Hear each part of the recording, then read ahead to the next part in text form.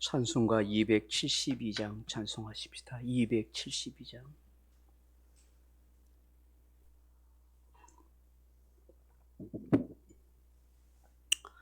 (272장입니다)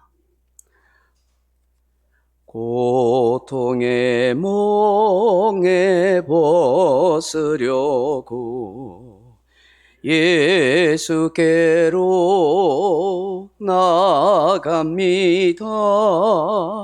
자유와 기쁨 베푸시는 주께로 갑니다. 병든 내 몸이 튼튼하고 빈궁한 삶이 부해지며 죄악을 벗어버리려고 주께로 갑니다. 낭패와 실망 당한 뒤에 예수께로 나갑니다. 십자가 은혜 받으려고 주께로 갑니다. 272장입니다. 슬프든 마음 위로받고 이 생의 풍파 찬잔하며 영광의 찬송 부르려고 주께로 갑니다. 교만한 마음을 내버리고 예수께로 나갑니다. 복되신 말씀 따르려고 주께로 갑니다.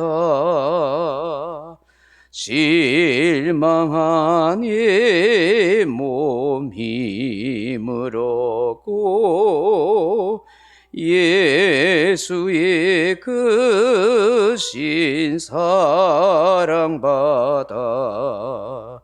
하늘의 기쁨 맛보려고 주께로 갑니다.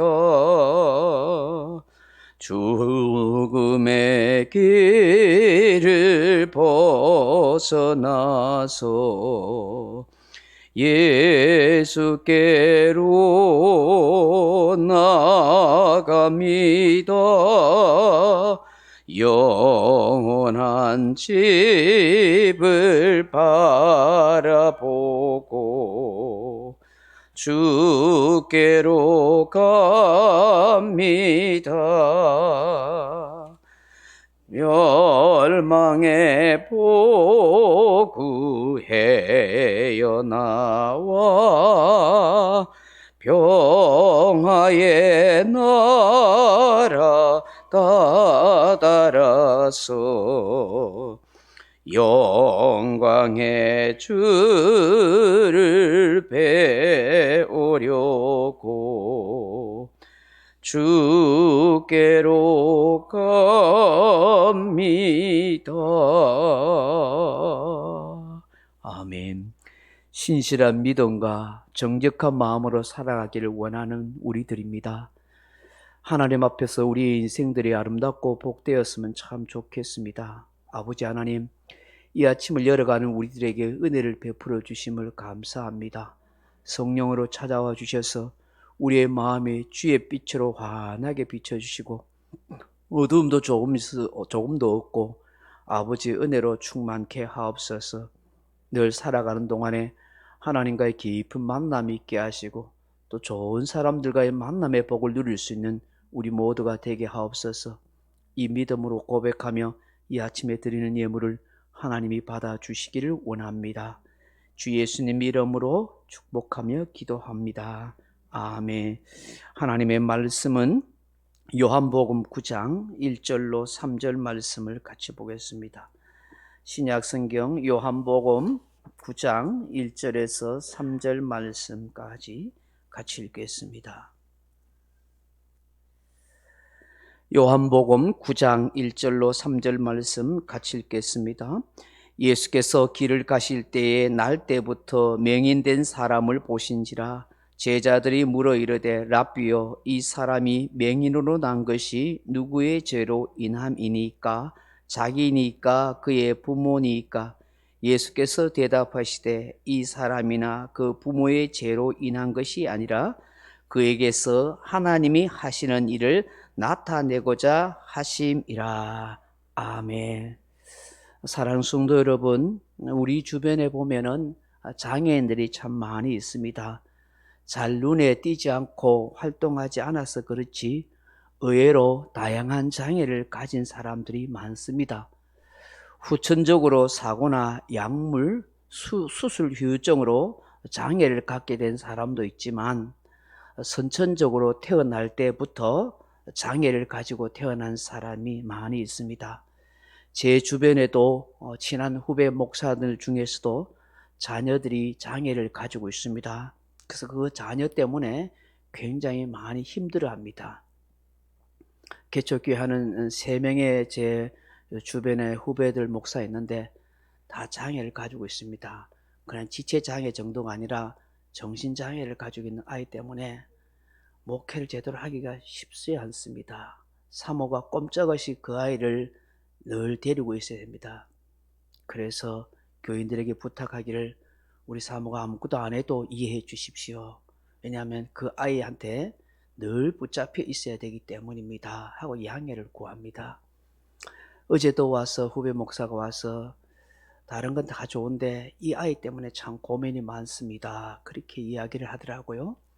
왜 있는고 하니 이 아이를 평생 짊어져야 되는 거예요. 평생 짊어져야 돼요. 때로는 어떤 때는 내한테 와서 목사님 제 팔뚝 좀 보세요 하고 보이죠. 보면은 이 아이가 아버지를 물어뜯었어요. 때로는 이 아이가 난리를 지기면 사모가 교회도 못 옵니다. 교회 오면 이 아이가 막 뒤집어지기 때문에 그래서 정말 마음이 아파요. 그래도 열심히 또 목회하고 또 개척교회다 보니까 또 다른 일도 해야만 생계를 유지하는 이런 어려움을 보게 됩니다.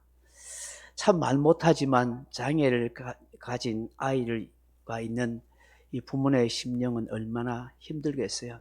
아마 그 목사는 그 누구보다도 장애를 가진 교인들이나 일반 사람들을 더 잘 이해할 수 있지 않겠어요? 우리가 생각하기엔 어떻게 목회자 집안에 저런 자녀가 있을 수 있어? 그런 선입견을 가질 수가 있어요. 때로는 왜 저 성도 가정에는 저런 장애인 자녀 때문에 저리 힘들어해? 무슨 죄를 지은 게 많은 게 아닌가? 이런 잘못된 선입견을 가질 수 있어요. 여러분, 그렇지 않습니다. 오늘 본문에서도 보면은 주님께서 길을 가고 계실 때에 맹인된 한 사람을 보게 된 거예요. 그때 예수님의 제자들이 와서 말씀하죠. 예수님, 저 맹인으로 난 사람이 자기 죄 때문입니까? 부모 죄 때문입니까? 그렇게 말합니다. 여러분, 자기 죄 때문이에요? 부모 죄 때문에 이 사람이 장애인으로 태어난 거예요? 오래전에 정신지체 장애인들에게 제가 봉사활동한 적이 있습니다. 근데 몸은 멀쩡한데 나이는 다 어른 나이인데 두세 살의 지능밖에 없어서 어린아이 같은 행동을 해요. 정말 어떤 사람은 봤는데 30살이라 했는데 평생을 한 번도 일어나 보지 못하고 자기 몸도 못 가누는 그런 사람이 있더라고요. 그 사람들 몸을 제가 이렇게 씻겨주면서 정말 가슴이 아팠어요. 그 사람을 보면서 이 사람 평생 사람 구실 못하고 남의 도움만 받고 살아야 되고 한 번도 일어나서 자기 다리로 걸어보지 못하며 목도 못 가는 채 평생 이래 살아야 할 이 사람 얼마나 불쌍한 사람인가 하고 가슴이 미어지는 듯 아팠었어요. 제가 개척교회를 하면서 교인들이 없어서 한 1년 정도 2년 정도 저 남구에 가면 시각장애인 센터라고 있어요. 거기 가서 시각장애인들 위해서 봉사활동을 했어요. 가서 책을 이렇게 읽어주면서 녹음해서 이 장애인들, 시각장애인들이 보이지 않으니까 점자로 된 책을 이렇게 손으로 이렇게 만져야 되는데 그것도 잘 안 되는 사람들이 들을 수 있도록 녹음 봉사활동을 했어요. 쪼맨한 박스 안에서 몇 시간씩 갇혀서 녹음하고 또 틀리면 또 녹음하고 그 일을 했었어요. 한 1년 이상 봉사했는데 그 봉사활동하고 이렇게 나오면은 장애인들이 쫙 있어요. 연세 많이 드신 분부터 시작해서 젊은 사람까지 그곳에 쭉 앉아있는 모습을 봤어요. 그걸 보면서 야, 평생을 저렇게 산다는 게 얼마나 힘들까. 한 번도 빛을 보지 못한 채 저렇게 남의 도움을 받아야 할 저 사람들, 그래도 살려고 저렇게 나와 있는 저 의지를 보니까 개척하면서 힘이 들고 마음이 상했지만 잘 안 된다 싶은 마음도 있었지만 저분들 보고 나도 열심히 살아야겠다는 도전과 용기를 가지게 되고 그 봉사하는 것이 마음의 기쁨이 됐었어요. 저도 사고로 인해서 한쪽 눈을 실명할 뻔한 적이 있어요. 한 몇 달 동안 눈이 보이지 않아서 정말 고통당했어요. 아, 이 눈이 보이지 않는다는 게 얼마나 힘든 일인가. 정말 괴로웠었어요. 하나님께서 저에게 특별한 사명을 주셨기에 정말 간절하게 기도해서 하나님이 바디메의 눈을 열어주시지 저에게 기적을 주셔서 보이도록 해주셨어요. 그 은혜를 생각하면 오늘 본문에 나오는 이 맹인의 아픔을 저는 조금이라도 이해할 수 있을 것 같아요. 사랑하는 성도 여러분, 저도 그렇고 여러분도 그렇고 늘 우리가 생각하지 말아야 할 거 뭐냐면 다른 사람에 대해서 편견의 생각을 가지면 안 돼요. 잘못된 선입견을 가지고 있으면 안 돼요. 이 예수님 당시에 장애인들에 대한 사람들의 편견이 있었어요. 왜냐하면 장애인들은 하나님 앞에 부정하기 때문에 성전에 들어갈 수 없다라고 생각했어요. 그래서 여러분 사도행전 3절에 보면 성전은 미문에 앉아서 구걸하던 사람이 나오잖아요. 성전에 들어가는 일은 감히 할 수도 없었어요. 왜? 장애인은 온전치 못하고 비정상적인 사람이기 때문에 부정하다고 해서 들어오면은 돌 맞아 죽는 일이었어요. 그러니 이 장애를 입은 사람의 평생의 소원은 내가 성전에 들어가서 하나님께 예배 한번 드려보는 것이 그의 꿈이었어요. 그런 그를 또한 예수님께서 또한 이 베드로와 요한이 은과 금은 내게 없거니와 내게 있는 것은 내게 주노니 나사렛 예수 이름으로 걸어라 하고 일어나서 걸었을 때 이 사람이 얼마나 기쁘고 좋았으면 성전으로 뛰어 들어간 거예요. 왜? 나도 정상적인 사람이 되었다. 나도 하나님 앞에 예배할 수 있는 인생이 되었다. 그 감격에 겨웠던 것이지요. 평생을 명인으로 앞을 보지 못한 사람이 눈을 뜨게 된다는 것은 얼마나 감격이 될 수가 있겠어요. 여러분, 명예에 대한 차별과 선입견은 역사를 오랫동안 진행해 왔어요. 로마 시대에 보면은 장애인으로 태어난 사람은 자기 집안의 부끄러움이라 해서 아예 깊은 광이나 그런 어떤 창고 같은 데 가둬두거나 아니면 몰래 강가에 내버려 죽이기도 했어요. 특히 로마의 귀족들이나 왕족들은 자기들의 어떤 체면과 그 어떤 권세가 있으니까 그 권세에 장애인이 낸다는 것은 큰 죄를 지은 것 같고 신들에게 노여움을 받았다 생각해서 그런 장애인들은 다 산이나 강으로 매장시키든가 버리기도 했다고 역사로 기록하고 있습니다. 지금은 장애인 복지법 같은 것들이 많이 이렇게 세워져서 장애인들을 돌보고 그렇게 하는 그런 일이 참 많이 일어났지만 우리가 어렵게 살던 시대에는 장애인들은 굉장히 외면당하고 버림당하는 존재였어요. 지금도 마찬가지예요. 법은 그렇게 정해져 있지만 사람들 속에는 편견 같은 것이 있어서 장애인들이 정상적인 생활이나 그런 사회생활, 그런 직장생활을 하기가 굉장히 어려운 거예요. 그러니 예수님 당시에 유대인들은 특히 이 어떤 편견과 종교적인 선입견을 가지고 있던 이 사람들에게서는 이 장애인을 보면서 혀를 차고 비난하고 때로는 저 사람이 무슨 큰 죄를 지었는갑다라고 그렇게 손가락질하기가 일쑤였단 말이죠. 제자들도 마찬가지인 거예요. 그래서 예수님께 물어보는 거예요. 이 사람이 맹인이 된 것이 자기 죄 때문입니까? 부모의 죄 때문입니까? 부모 죄 때문이에요? 부모가 잘못해서 그래요? 물론 그럴 수도 있겠죠. 뭐 술을 많이 마시거나 뭐 문제를 일으키거나 해서 뭐 그렇게 할 수도 있겠죠. 그게 아니잖아요. 유전학적으로 문제가 있어서 그래요? 그런 것만은 아니잖아요. 사람들은 그렇게 본단 말이에요. 어떻게 일어나는 모든 문제에 대해서 편견이나 그런 선입견을 통해서 그렇게 보려고 한단 말이죠. 근데 오늘 우리 예수님의 대답은 뭐예요? 3절에 보십시오. 예수께서 대답하시되 이 사람이나 부모의 죄로 인한 것이 아니라 그에게 하나님이 하시는 일을 나타내고자 하심이라. 아멘. 하나님이 하시는 일이 있다는 거예요. 여러분, 오늘 저와 여러분이 가져야 할 이 시각은 항상 영적인 눈으로 바라봐야 되고 믿음의 눈으로 바라봐야 되고 하나님의 시각과 관점으로 모든 문제를 바라봐야 돼요. 사람을 바라보는 것도 그래요.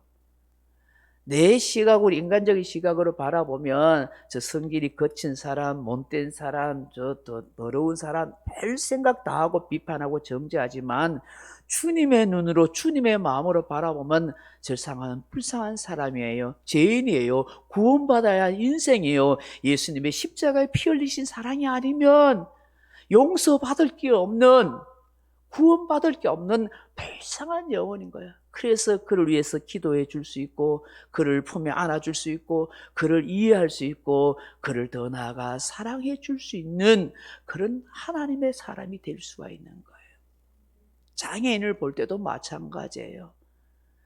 단지 동정하는 불쌍한 마음 정도가 아니라 저 사람이 우리와 똑같은 사람으로 정상적인 삶을 살아갈 수 있도록 우리가 도와주고 기도해주고 격려해주고 힘을 주는 그런 삶의 모습이 되어야 하는 것이죠.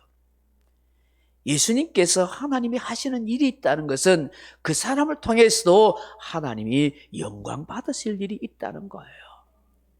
여러분, 헬렌 켈런을 보십시오. 앞을 보지도 못하고 듣지도 못하고 말도 하지 못했던 사람이 어떻게 해요? 위대한 작가가 되어서 많은 사람들을 감동시켜 주잖아요. 세대의 마리아나도 마찬가지고요. 이러면 장애인 일부터 해서 아무것도 할 수 없나요? 아닙니다. 얼마든지 그 장애의 몸으로 하나님께 영광을 돌리는 그런 삶을 살아가는 사람이 너무너무 많잖아요. 오히려 그 장애 때문에 하나님이 놀라운 일들을 하잖아요. 며칠 전에 책을 읽다 보니까 옛날에 여러분 잘 알잖아요. 지선아 사랑해 해가지고 그 이화여대 교육학과를 나왔던 그 자매가 그 술 취한 뺑소니차에 부딪혀가지고 차가 불이 나서 온 몸이 다 불타버렸잖아요. 화상 입었죠. 얼굴이 엉망이 돼. 정말 예쁜 자매였잖아요. 그 자매가 너무 충격적이었지만 이것조차도 하나님의 뜻이 있다고 얼마나 많은 사람들에게 간증다니며 감동해요. 지금은 한동대학에서 박사학위를 받아서 뭐 교수가 되었다고 그러더라고요. 이지선재 집사님이신데 그분이 또 이런 내용을 적었더라고요. 오른손이 이렇게 불타서 잘 못 쓰는데 왼손을 이렇게 글을 쓰는데 마음에 오른손이 있었으면 자기 오른손잡이니까 오른손이 있었으면 얼마나 좋았을까 하는 그런 불평보다는 왼손이라도 남아있는 것에 대해서 감사하고 내가 음식의 맛을 볼 수 있는 그 느낌을 가질 수 있다는 거 감사하고 내가 문고리라도 이게 손이 다 타서 뭉퉁하지만 문고리라도 열 수 있는 것 감사하다고. 없는 것 때문에 불평하기보다는 내가 작은 것이라고 있다는 그 사실 앞에서 감사하다는 거예요. 여러분, 그 사람을 보면서 정상적인 우리 사람들이 부끄러움을 가지게 되고 더 열심히 살아야겠다고 희망과 꿈을 안게 된다고 말했잖아요. 제가 주일날 그 예화를 하나 들었잖아요. 호주에 사는 여인, 두 팔과 두 다리가 없는 그 여인이, 그렇잖아요. 그런 절망 가운데 있다가 예수님을 믿고 난 뒤에 두 팔과 두 다리가 없는 내가 뭘 할 수 있겠냐고 생각했지만 그 잘린 팔에다가 만년필을 꽂아다가 그걸로 편지를 쓰는 연습을 열심히 해서 수많은 사람들에게 편지를 보내가지고 자살하고 절망 가운데 있던 이 사람이 이 여인의 편지를 읽고 희망을 가졌다고 하잖아요. 그보다 더 위대한 일이 어디 있겠어요? 정상적인 사람도 하지 못한 일을, 멀쩡한 몸 가지고 남에게 해를 끼치고 악한 일을 하는 사람이 숱하게 많은데 두 다리 두 팔이 없음에도 불구하고 남을 위해서 유익을 끼칠 수 있는 사람이 얼마나 많습니까? 오늘 맹인된 사람이 부모 죄 때문이라고 자기 죄 때문이라도 가슴 치면서 한숨 짓는 그런 인생을 살라는 것이 아니라 저런 사람조차도 하나님께 영광을 돌릴 수 있는 사람, 하나님의 일을 할 수 있는 사람이 있다는 것이죠.